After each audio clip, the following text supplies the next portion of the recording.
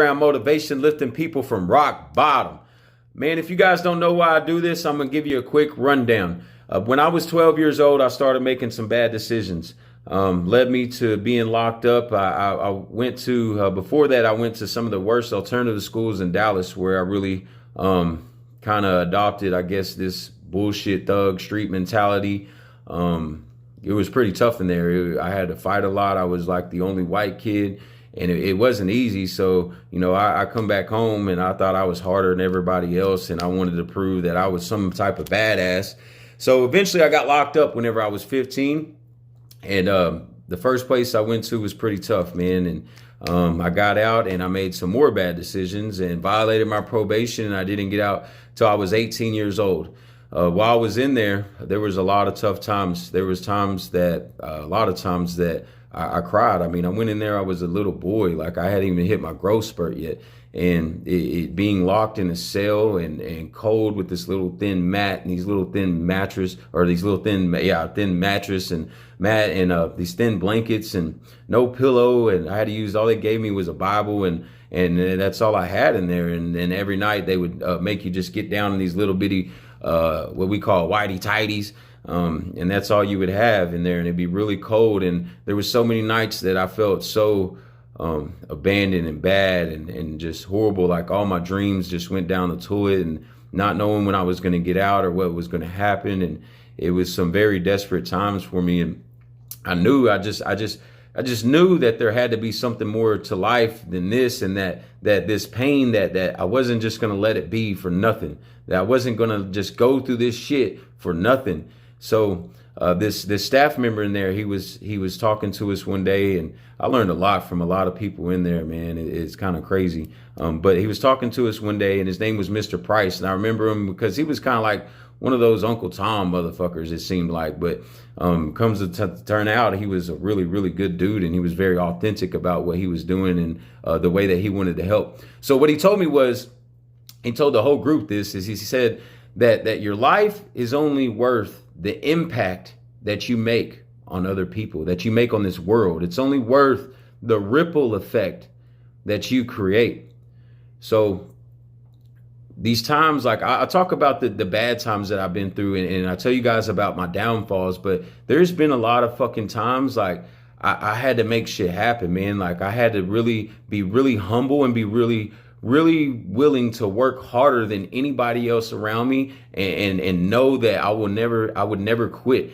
There was times, I couldn't tell you how many times I walked and walked and walked. I used to walk to the train station every day, to ride it an hour, to go to a job, to make $300 a week whenever I was like 21. And it sucked, man. I was on Xanax. I ended up having seizures in that place, in that job, and they fired me, and I didn't have anything. Luckily, I had a good friend that helped me out to where I at least wasn't on the street. But it just walking to the train station, having to jump on the train and look for cops because I didn't have the money to pay for the ticket. So if the train police came on the train, I had to jump off real fast so they write me a ticket, possibly take me to jail. Literally had to like scam fast food restaurants. I feel bad, but I had to call them and tell them that they messed up on my order just so I could get some food. Sometimes I would go to restaurants and eat and not pay and run out the back door. It was just, I remember times just like begging my buddy to buy me $1 sandwich and feeling so bad that I had to ask him for it, but just so fucking hungry. Like, hey bro, are you going to eat the rest of that Chipotle burrito, man? Can I get the rest of that? Like the stomach touching my fucking back. But at the same token, like I was willing to go work my ass off, and I never stopped believing. I never stopped looking. And finally I found a legit hustle. Before this time, I used to sell drugs, and it finally came to a point whenever my grandma died, and when obviously I sell drugs, I didn't have to worry about fucking being broke. But whenever my grandma died, and I eventually caught a charge, and I realized what the hard drugs I was helping to give to people and put on the street, what it was doing to people. And I made a decision right then that I was never going to sell hard drugs again. And it was very tough whenever I was doing so bad, and I knew like people would still call me and ask me for it like months later. And I refused to take that easy way out, and I refused to put that shit on the streets and hurt people like that. And I know it's their decision. That was my way of justifying it, because it was my decision. Like, well, if they choose to do it, they're going to get it from somewhere, not just me. But it was very hard to stop doing that whenever I was doing so fucking bad. So then I found a legit hustle I sold steaks and seafood and chicken, pork, meat door to door for over 10 years and was pretty good at it. I had a lot of ups and downs, very young, very wild emotionally. And it was very wild. I was on probation, alcohol, drug, pills, took so many Xanax. I got to a point where I took 10 Xanax a day, 10 bars a day. Would pop like 3 when I woke up. I would come back and I wouldn't even know how much money I would make. I would just knew that the freezer was empty and I would be pulling cash and checks out. And it's a very crazy life. So I tell all you guys, tell you stuff like that. And yeah, there was times I tell you that stuff for a reason, because to let you know that I'm not one of these Hollywood fucking pansy candy ass motherfuckers that are just trying to get attention and tell people what to do. Like, this is real shit. The things that I've learned is trial and error and deep research on what the fuck to do to beat this shit. So all these things I've been through, like, I figured out that my biggest enemy was obviously my anger, my depression, my anxiety. And then on top of that, one of the main contributing factors was alcohol. So it took me a long time to overcome that. I couldn't tell you how many times that I had stopped drinking wrote at the top of my goal list. It was all like, I can't remember having a goal list that didn't have it.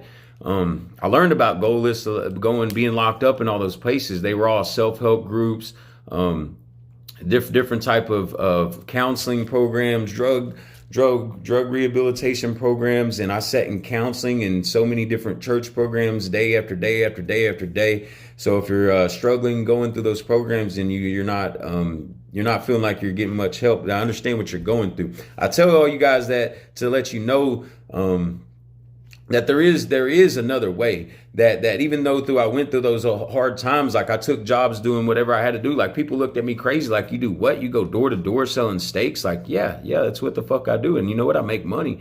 And I would be willing to work my ass off. Like, I remember one of my buddies asking me, like, how do you know that you're going to make money every day like that? And number one, I told him my faith in God. But number two is I was like, dude, I'm not going to stop. I'm not going to stop till I make some money. I need this money. I'm not going to stop. I had been doing so bad. I was willing to do whatever.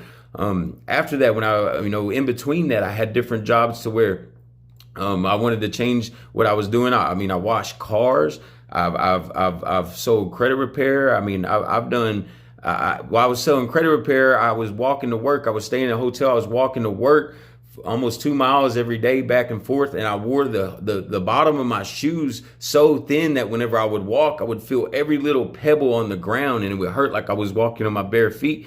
But I did whatever it takes. There was time I would wake up at 4 o'clock in the morning just to get a ride to the train station, to get to work, to be there by 9 o'clock. So I don't want to hear all the fucking bullshit excuses that you tell yourself, or the bullshit that you allow other people to tell you that you believe. Like, I don't want to hear that shit, because I fucking been through it. Whenever I was addicted to Xanax and I had to come off that shit, I sat in cold turkey and sat by the damn toilet, throwing up for 3 days straight, having seizures, waking up in the hospital, telling them, don't give me anything. I don't want any more of that stuff. I have to come off of it. I got 72 hours to get this shit out of my system. Whenever it was the worst 72 hours of my life, multiple times I had to do that.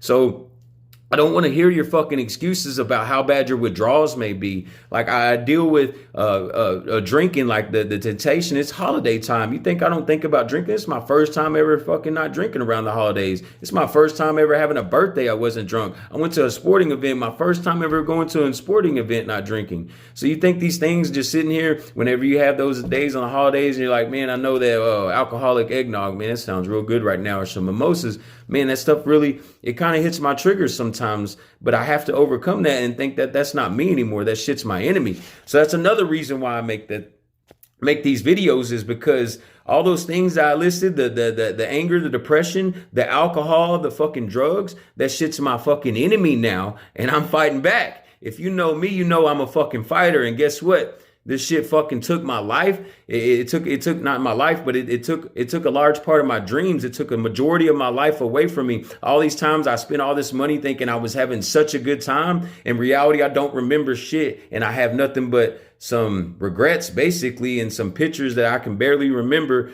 what the hell was going on. So I'm not one of these motherfuckers that's going to tell you guys that everything's going to be easy, but I am going to tell you that you can do it. Like, that's what I want to do, is tell you can do it, and fight this enemy back, because there is an enemy on your fucking back right now. And I'm trying to fight the bitch. I'm trying to fucking get the motherfucker off of you. And I can't do it just with these videos. So what these videos are hopefully I'm trying to do, hopefully I'm trying to accomplish is that I can't do anything for you. I can't make you change yourself. But if I can somehow help you alter the perception of some beliefs, some internal beliefs that you have, then maybe that can inspire you and set that fire inside of you in order for you to change, because I can't change you. Nobody can change you. You can change you. And I tell you this story because I'm still here. I'm still fighting. I'm still going after my fucking dreams. Every day I fucking wake up. Some days I fucking struggle, and I struggle with this anger, and I don't want to get out of bed, and I feel overwhelmed, and I got this chip on my shoulder, and I'm carrying this weight on my chest, and I fight back against that shit, and I go within myself, and I try to go in my mind and redefine things and understand why do I fucking feel like this? What do I need to do to overcome this? How can I get better every fucking day? And I have my bad days and I have my good days, and you will too. But if you fight and you put forth the effort, then you will make progress. I can promise you that. If you put forth the effort, you can make progress. I'm the same dude that walked in the rain to work. I'm the same dude that slept on park benches, that slept in buddies' busted out windows in his car whenever it was snowing outside, and a tarp on in the freezing cold. I slept in there. The same dude that was crying in Juvenile because I was so broke up.